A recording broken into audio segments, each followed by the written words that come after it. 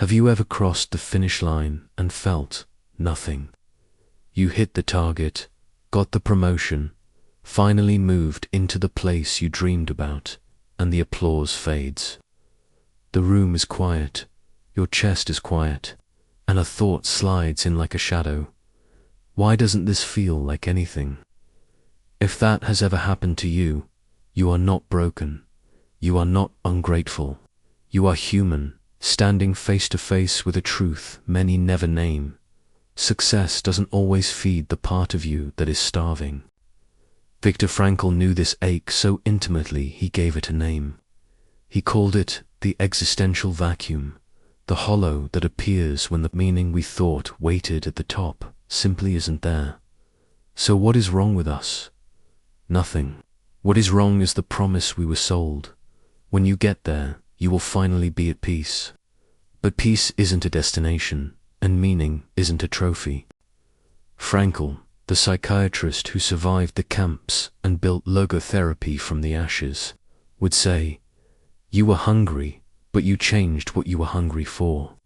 You traded meaning for metrics. You pursued the symbol instead of the substance. Think of the last time you achieved something big. The first hours felt electric, calls, messages, maybe tears.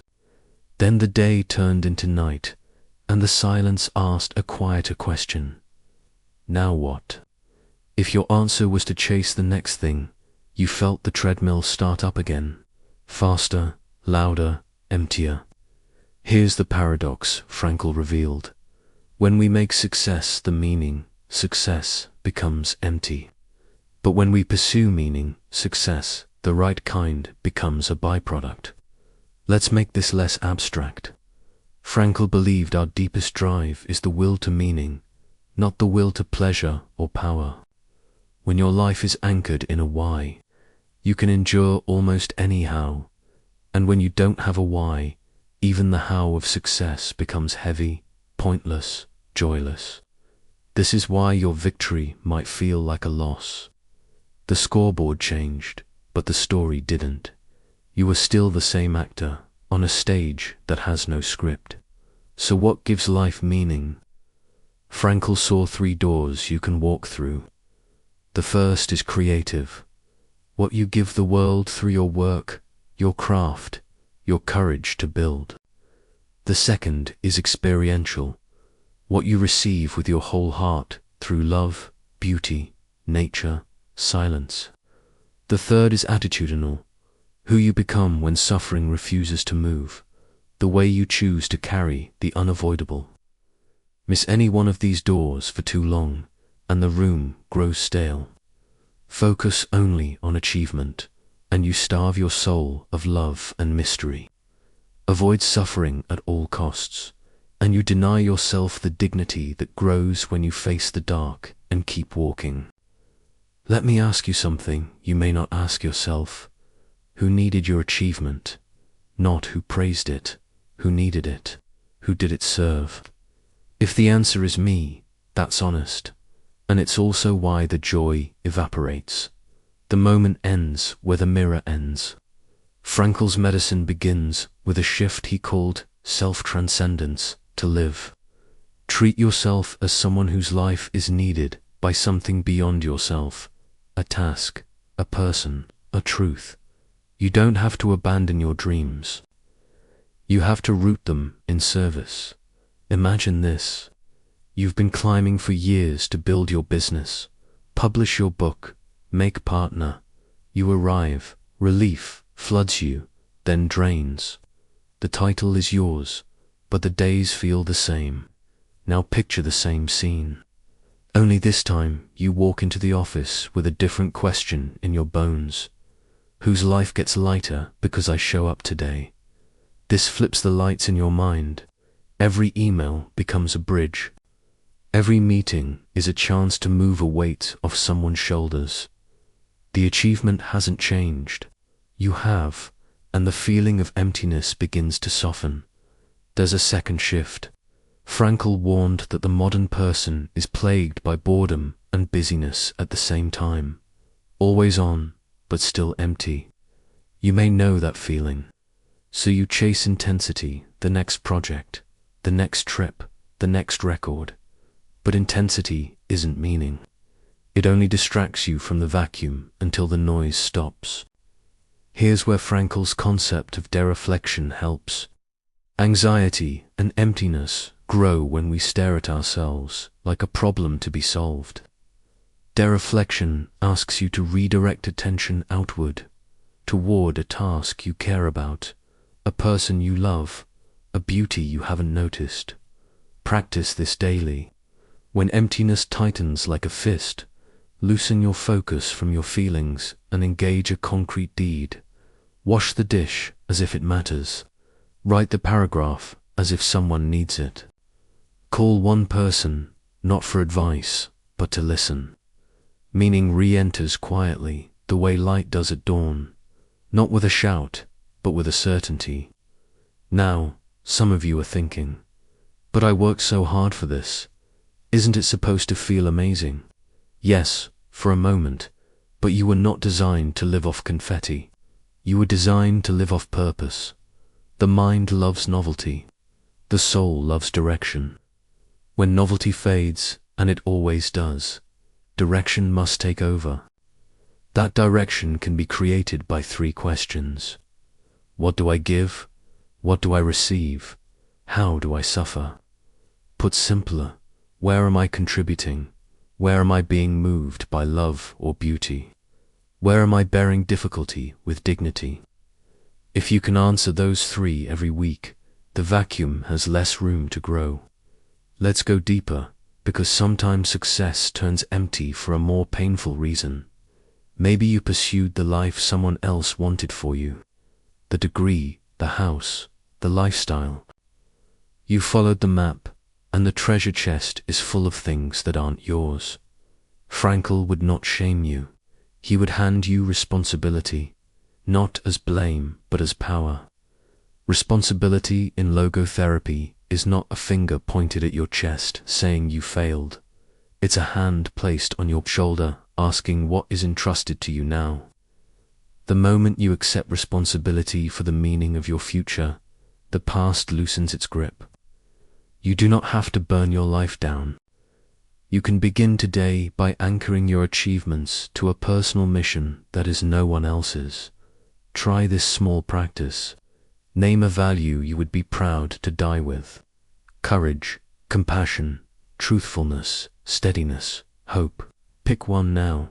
Take a single task you already do, the same job, the same routine, and do it in the spirit of that value. Answer emails with compassion as the purpose, not speed. Lead your meeting with courage as the purpose, not approval. Visit your father with steadiness as the purpose, not obligation. When the why changes, the experience changes. Even if the world doesn't clap, there's a fear that creeps in here. If I stop chasing, won't I fall behind? If I loosen the grip, won't I lose what I've built? Frankl would say, grasping is not the same as caring. Anxiety clings, meaning commits. There is a technique he taught for anxious clinging, called paradoxical intention, to gently desire the thing you fear, to take the pressure valve off. If you're terrified of losing status, practice imagining it on purpose for a few breaths. Let the scene play. You're not invited, the title is gone, the room forgets your name. Then ask, what remains that cannot be taken? If your answer is thin, good. You've just discovered where your real work begins.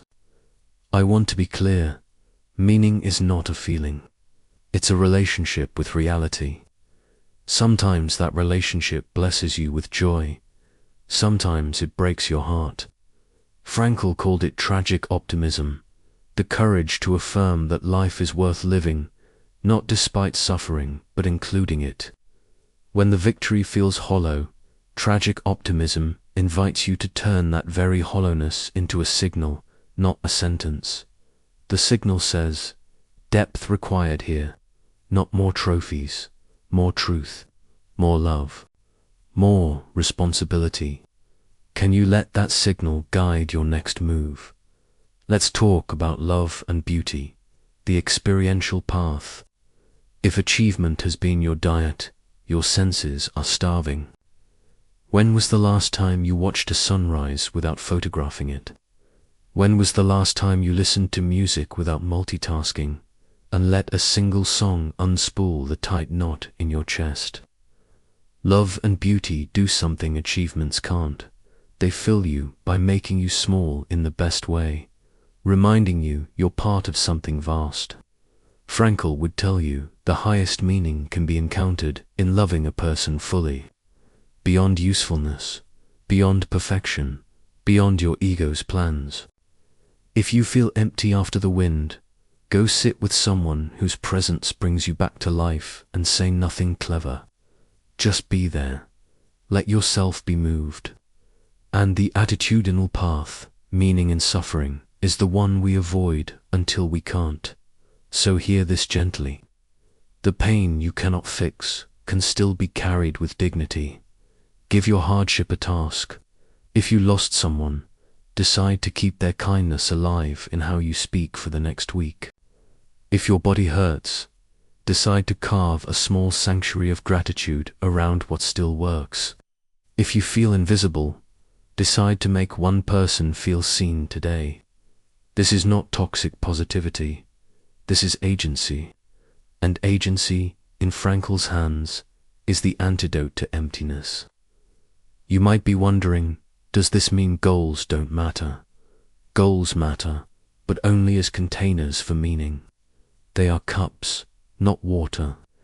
If your cup is elaborate but dry, you won't be nourished.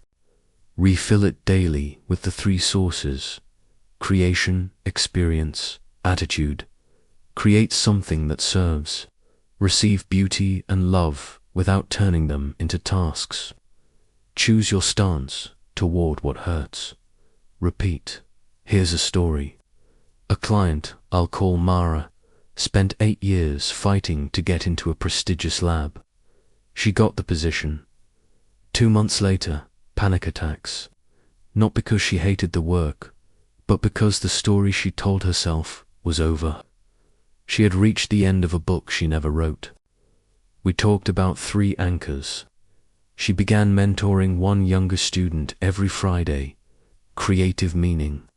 She scheduled a silent walk in a nearby garden twice a week. Phone off. Experiential meaning. And when a grant rejection arrived, she decided she would write a thank you letter to the future self, who would learn resilience from this attitudinal meaning. In 6 weeks, the panic eased. The lab didn't change. The meaning did. There's a dare I want to offer you, right here, because you're still with me, because you care. For 7 days, at the end of each day, answer 3 sentences in a notebook. Today I gave. Today I received. Today I carried. If the lines stay blank, that is not a failure. That is a map. It shows you where to begin.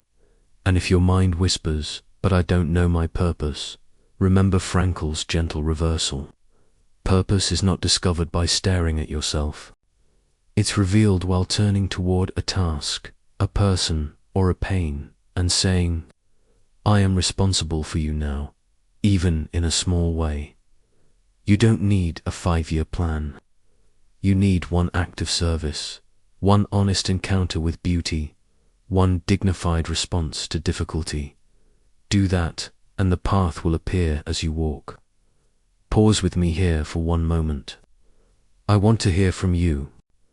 What achievement in your life surprised you by feeling empty, and what small act gave it meaning again? Share your story in the comments. It might be the sentence someone else needs. And if this way of looking at success is helping you breathe easier, subscribe so you don't miss the next Viktor Frankl episode we're building together. Let's go further into the fear that keeps you chasing. Many of us are haunted by the thought that time is running out. We keep sprinting because, if we stop, the silence might reveal that we don't like who we are without the sprint. Frankl's answer is radical and tender. You are not a resume. You are someone entrusted with a fragment of the human story. The question is not who am I? The question is to whom am I responsible? When you carry that question into your morning, even ordinary tasks take on the weight of meaning. Walk through a cemetery in your mind. Names, dates, dashes. No titles carved into the bones of time, only relationships and virtues. Beloved, faithful, brave. Every life you pass reminds you of something we forget when the inbox takes over. All of this ends. That is not meant to depress you. It is meant to focus you. In the face of finitude, the small choices grow luminous. How you answer a message, how you hold a child's hand, how you tell the truth when it costs you. In the end, meaning is not extracted from the future. It is made now by how you meet what is right in front of you. But what about ambition? Should we abandon it? No, Frankl wasn't against achievement. He was against idolatry. Make your ambition a servant of your mission, and it will nourish you. Make it your God, and it will eat you alive. If you're unsure what your mission is, reduce it to a scene, a specific person you want to help, a specific problem you want to relieve, a specific good you want to protect. Mission is concrete. Even if the world never knows, your days will. You might also be wrestling with imposter syndrome, that nagging sense your success is a mistake. You try to outrun it with more accomplishments, but the voice keeps pace. Logotherapy offers a different move. Stop trying to be impressive. Try to be useful. The moment usefulness becomes the point, the imposter loses a place to stand. You can be an imperfect helper today without ceremony. This frees you to learn, to ask for feedback, to make small, steady contributions without the theater of perfection. Let's name something that can sting. Some part of your emptiness after success may come from grief for the self you neglected to win.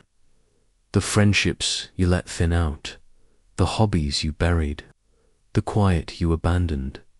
Grieve them, and then resurrect what you can.